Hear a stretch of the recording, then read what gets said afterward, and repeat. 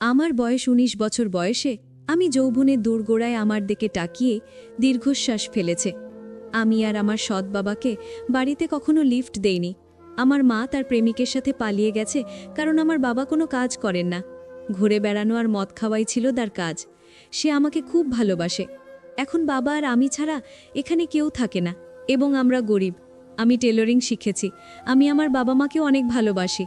বাবা দিনরাত দুশ্চিন্তায় থাকে যে আমি মদ খাই আর কোনো কাজ করি না, তাই আমার বউ আমাকে ছেড়ে চলে গেছে।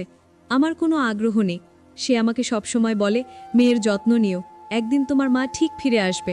কিন্তু আমি জানি মা আসবে না, কারণ মা তার ধন সম্পত্তির নেশায় চলে গেছে। যদি একবার কুকুর রক্তের স্বাদ পায়, তাহলে সে কখনো ভাত খাবে না। যাই হোক, আমি ঘরের সমস্ত কাজ করি। একদিন আমি সেলাই মেশিনে বসে আছি। বাবা রাতের খাবার খেয়ে বাইরে হাঁটতে যাচ্ছিল। আমি বাবার হাতে টাকা দিয়ে বললাম, বাইরে ক্ষুধা লাগলে চা খেয়ে নাও, আর রাতের মদ নিয়ে এসো। বাবা লাজুক স্বরে বলল, তুই আমার এত খেয়াল রাখো? আমি জানি একদিনও মদ না খেলে তোমার অবস্থা খারাপ হয়ে যায়, সারা রাত ঘুমাতে পারো না, মায়ের ছবির সামনে দাঁড়িয়ে কাঁদতে থাকো।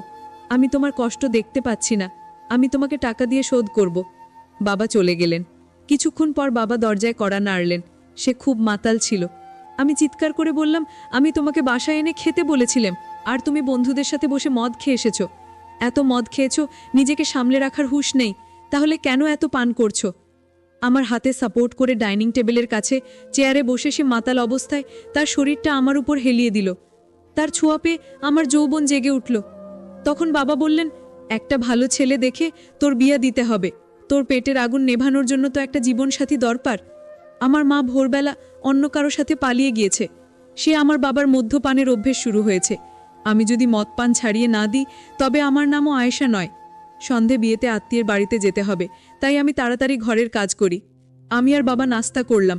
তারপর বাবাকে তোয়ালে দিতে গিয়ে বললাম, ক্লিন শেভ করে গোসল করে নিও, গরম পানি রাখলাম।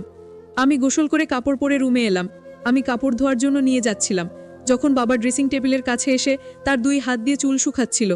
হঠাৎ তার কোমরের তোয়ালেটা তার পায়ের কাছে পড়ে গেল। সে ছাড়া রুমে আর কেউ ছিল না, আমিও আছি। সেই সময় তার পিঠটা আমার দিকে ছিল। আমি আয়নায় স্পষ্ট দেখতে পাচ্ছিলাম। বাবা তাড়াতাড়ি তোয়ালেটা জড়িয়ে নিল। আমি বাবাকে বললাম, বাবা মনে আছে তো, হোটেলের বারান্দায় আমাদের দুজনের একটা পার্টিতে যেতে হবে? সন্ধ্যায় আমরা পার্টিতে গেলাম। লাইটের মধ্যে মিষ্টি গান বাজছিল। একদিকে ভেজ ও ননভেজ খাবারের ব্যবস্থা করা হয়েছিল, অন্যদিকে আমরা বরকনিকে আশীর্বাদ ও উপহার দিয়েছিলাম। আমরা সবাই পার্টি উপভোগ করতে লাগলাম। তারপর বাবা বিদেশি মদ খেয়ে নিলেন এবং আমি কোল্ড ড্রিঙ্কস পান করতে লাগলাম। বাবা আমার কাছ থেকে চোখ সরিয়ে এসে এক এক করে সুন্দরী মেয়েদের দিকে তাকাতে লাগলো। আমি দেখলাম আজও তার চোখ দিয়ে খাচ্ছে। তখন একজন সুন্দরী আমার বাবার কাছে এসে বললেন, হাই যুবক, আপনি কি আমার সাথে নাচবেন? তিনি আমার বাবার হাত ধরেছিলেন। তারপর বাবা আমাকে তার সাথে টেনে নিয়ে ডিজেতে গেলেন। এখন তারা দুজনেই শক্তভাবে নাচছিল। আমি তাদের মধ্যে খারাপ কিছু অনুভব করছিলাম। আমি রেগে যেতে লাগলাম, মনে হলো আমি ওর মুখ ছিঁড়ে ফেলি। তখন আমার ভেতর থেকে একটা আওয়াজ এলো, আয়েশা, উনি তোর বাবা, তোর স্বামী নন। তোর খুব হিংসে হচ্ছে। ও তোর মায়ের সুখ পায়নি, তাই হয়তো ওই মহিলার কাছে গেছে। আমি রেগে বাবাকে ওখান থেকে একটু দূরে নিয়ে গেলাম। আমি বাবাকে বললাম, তুমি নিশ্চয়ই ওই মহিলার সাথে ভালো এনজয় করছো। বাবা বলল, আরে সে তোমার মায়ের বন্ধু রেখা। তোমার মা আমাকে ছেড়ে চলে গেছে, আর ওর স্বামী ওকে ছেড়ে চলে গেছে। আমি বললাম, তোমরা দুজনেই ভালো হয়ে যাও। বাবা বলল, আরে তোর মায়ের তো পথটা একদম পরিষ্কার, এই জন্যই তোকে বলে দিচ্ছি, এই মায়ের কাছে তোকে কিছুদিনের মধ্যে আসতে হবে। এই বলে বাবা আর একবার বোতল থেকে মদ বের করে নিয়ে যাচ্ছে। তার অবস্থা দেখে নিজেকে কন্ট্রোল করতে পারলাম না। তারপর আমরা পার্টি সেরে বাড়িতে ফিরে এলাম। এরপর থেকে বাবা প্রায়ই ওই মহিলার কাছে যেত। আমি ভাবছিলাম কিভাবে আমি তার কাছ থেকে বাবাকে দূরে রাখব। পরের দিন রাতে আমি বাবার রুমে গেলাম। তখন বাবার রুমের আলো জ্বলছিল। টেবিলে রাখা বোতলের মধ্যে কিছু মদ ছিল। আমি সেটা খেয়ে বোতল খালি করলাম। আমার লজ্জা মুছে দিয়ে আমি রুমের আলো নিভিয়ে দিলাম। আর বাবা আমাকে মা ভেবে বলছে, তুমি এসেছো?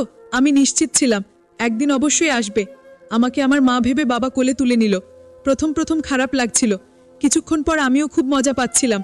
অনেকক্ষণ মজা করার পর আমি চুপচাপ রুম থেকে চলে গেলাম। বাবার রুমটা যখন পরিষ্কার করছিলাম, তখন আমি অবাক হয়ে জিজ্ঞেস করলাম, বাবা, তুমি খুশি রয়েছো তো? বাবা বলল, আজ আমি খুব খুশি। আমার অনেক দিনের ইচ্ছা আজ পূরণ হলো। আজ থেকে আমি মদ্যপান বন্ধ করে দেব। বাবার ঠোঁটে হাসি ফুটে উঠতে শুরু করেছে। কিছু পেতে হলে অনেক কিছু হারাতে হয়। এইভাবে আমাদের সম্পর্ক চলতে থাকে। যাই হোক বন্ধুরা, আমাদের আজকের ভিডিওটি এই পর্যন্ত। যদি আমাদের ভিডিওগুলি ভালো লাগে, তাহলে লাইক, কমেন্ট এবং শেয়ার করুন। আর সবার আগে ভিডিও পেতে আমাদের মিস পায়েল ব্লগ চ্যানেলটাকে সাবস্ক্রাইব করুন এবং পাশে আসা বেল আইকনটি অল করে দিন। সবাইকে ধন্যবাদ।